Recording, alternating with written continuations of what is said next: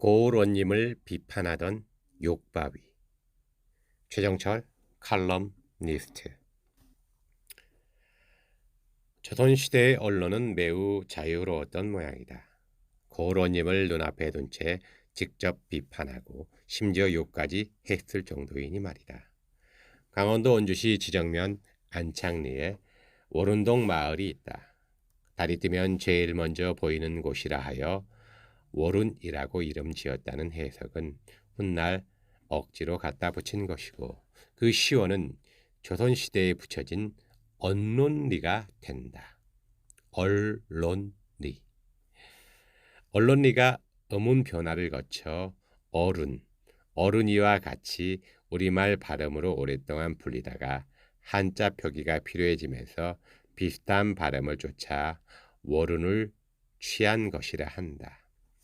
일제가 1913년 전국의 토지를 조사하면서 행정 편의에 맞춰 전해들 마음대로 지명을 바꾸던 와중에도 분명 언론리로 표기하였던 것을 광복 후 엉뚱한 이름으로 바꾼 것이다. 안창리 일대에는 전설이 깃든 유명한 바위들이 있다. 천상에서 산신을 만나러 내려온 선녀들이 바위 밑 맑은 물에서 목욕을 즐겼다는 선녀바위. 그런 선녀들을 훔쳐보며 짓궂은 장난을 치던 중이 있어서 진노한 산신이 그 중을 거꾸로 매달아 두었더니 바위로 변했다는 중다래미 바위. 어느 선비가 틀어앉아 고을원님에게 대놓고 욕을 퍼부었다는 욕바위 등이 있다. 이 중에서 욕바위 내력 때문에 마을 이름이 언론리가 되었습니다. 이 마을에 성질불 같은 훈장이 있었다. 그즈음 원주 목사로 부임한 자가 일을 제대로 하지 않자 마을 사람들의 불만이 일어났고 훈장 역시 분노를 품었다. 그렇다고 일개 훈장 따위가 목사를 찾아가 따따붙다 할 처지도 아니었다. 그렇게 저렇게 끊는 부와 달래가며 지내던 중 갑자기 목사가 새 직책을 받아 한양으로 돌아가게 되었다. 이에 선비는 그냥 곱게 보내지 않겠다는 심사로 목사가 거쳐가는 고갯길 옆 높은 곳에 자리한 바위에 사다리를 타고 올라가 앉아 목사가 지나가기를 기다렸다. 마침내 목사 행렬이 나타났고 목사가 바위 아래에 이르자 벼르고 벼렀던 욕을 퍼붓기 시작했다. 괴이한 욕지거리를 드는 목사가 수행원들을 시켜 바위 위 훈장을 붙잡아 내리도록 하였으나 훈장이 자기가 타고 올랐던 사다리를 걷어 올리자 누구도 바위 위에 올라갈 수가 없었다. 별 수 없게 된 목사는 그 욕을 다 들으며 한양으로 떠났고, 이 사실을 알게 된 마을 사람들은 박장대소하며 속 시원해 하였다고 한다. 그 이후 묘한 일이 일어난다. 새로 부임하여 그 얘기를 전해들은 신인 목사가 1년 중 날을 정해 하소연할 사람들을 그 바위에 오르도록 하고 자신은 바위 아래에 돗자리 깔고 앉아 사람들의 의견을 청취하기 시작한 것이다. 바위에 오른 사람들은 불만사항이나 원하는 바를 기탄 없이 말하였고 목사는 그 내용을 챙겼다. 때로는 욕을 해대는 사람까지 있었으나 바위 아래에서 누가 욕을 했는지 확인할 수 없는 목사였기에 그저 올고지 듣기만 할 뿐이었다. 또 그로 인한 뒤끝 장렬 같은 것이 없었다고 한다. 목민관으로서 백성들의 비판을 감내한 아름다운 지혜를 보인 것이다. 그런 식으로 행해지던 욕바위 소통을 사람들은 언론이라 불렀고 바위는 욕바위요, 마을 이름은 언론리가 되었다. 어쩌다 성질 불같은 훈장 한 사람이 행한 것으로 욕바위니 언론이니 하는 이름이 생길 리는 만무하다. 그러한 소통 행위를 부임하는 목사마다 관례처럼 따랐기에 사람들 인식에 널리 심어지면서 가능해진 것이다. 또 이것을 두고 어느 한 지역에서만 일어났던 특별한 상황으로 볼 것은 아니다. 조선시대의 선비들은 목민관뿐 아니라 심지어 임금을 상대로도 할 말 다 하며 살았다. 상소가 그것이다. 그런 것을 보면 우리 민족은 이미 오래전부터 언론의 의미를 알고 있었고 그 훌륭한 기능을 자유롭게 활용한 지혜로운 민족이었음을 알 수 있다. 문재인 정부가 들어서자 청와대 국민청원 게시판이 신설되면서 불합리한 사회 현상을 바로잡고자 하는 국민으로부터의 자유로운 의견 개진이 물밀듯 일어났다. 청와대 역시 심대한 사안에 대해서는 충실하게 응답해왔다. 현대판 욕바위의 등장이었던 셈으로 옛날이나 지금이나 한국인은 소통의 민족이라 불러도 되지 않을까 싶다. 전 세계 각국의 언론 규제 현황을 살펴 그것을 세계 언론 자유 지수로 발표하는 단체가 있다. 국경 없는 기자회가 그 주인공이다.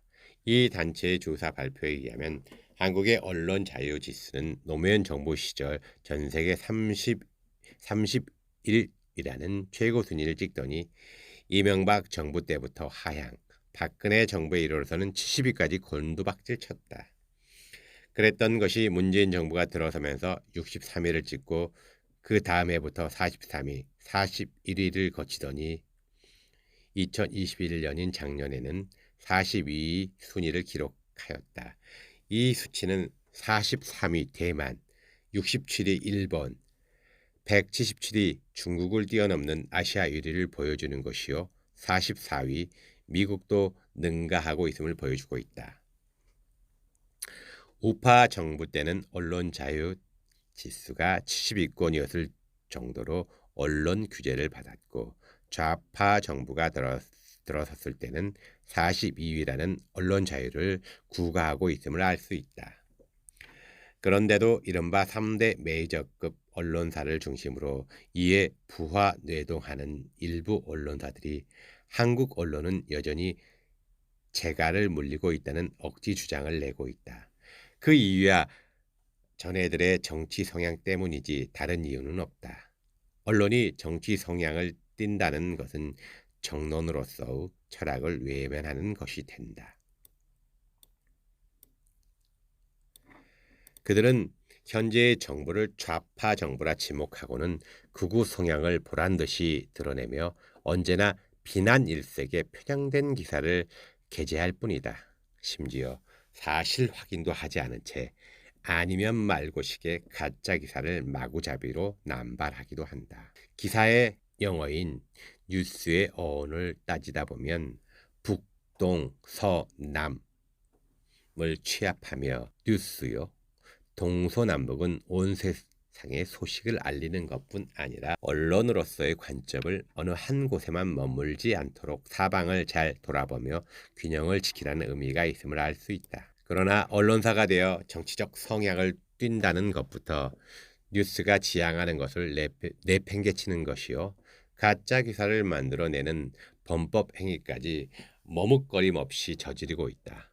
TV 드라마 내용을 기사랍시고 게재한 어이없는 짓 정도는 웃고 넘어갈 수 있으나 정치적 편향 기사와 가짜 기사는 우리 사회를 병들게 하는 불순한 폐악 행위인 것이다. 여기에 적폐 언론사와 권력기관과의 야합이라는 끔찍한 모습까지 목격할 수 있다. 기사를 생산하는 일부 기자들 역시 이미 사회적 병원균이 된 지 오래다. 그들은 국민의 알 권리라는 것을 앞세워 취재 대상의 인권이고 신상보호고 뭐고 나몰라라 하는 식의 폭력적인 취재 행각에 역시 개인의 편향적 관점을 얹어 자극적이고 공격적인 기사를 싣는다.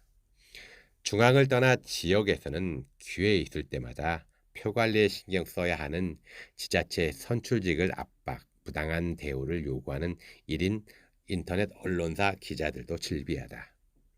기자 정신도 없고 인간으로서의 양심 한 톨조차도 없는 기자 쓰레기요 하는 짓을 보면 하이에나가 쫓아와 절을 올릴 정도로 사악하기만 하다. 이 시점에는 별의별 편향 기사, 가짜 기사, 추측 기사들이 물 만난 고기, 물고기처럼 활개치고 있다. 게다가 여론조사라 하여 그 결과를 경쟁하듯 내놓는 언론사들의 형태를 보면 진실의 시대가 우리를 버린 것은 아닐까 하는 불안만 엄습한다. 조사 방식도 문제요. 돈 주고 여론조사를 의뢰하는 곳과의 불공정한 뒷거래도 추정할 수 있는 한심한 행각들로 물 더러운 여론 조사 결과에 우리 사회는 분열과 소란으로 지쳐 있다. 진정한 언론 정신을 훼손한 적폐 언론사와 기자들 앞에 언론리 욕바위를 불러다 세워놓으면 어떨까 한다. 최정철 문화 컬럼니스트.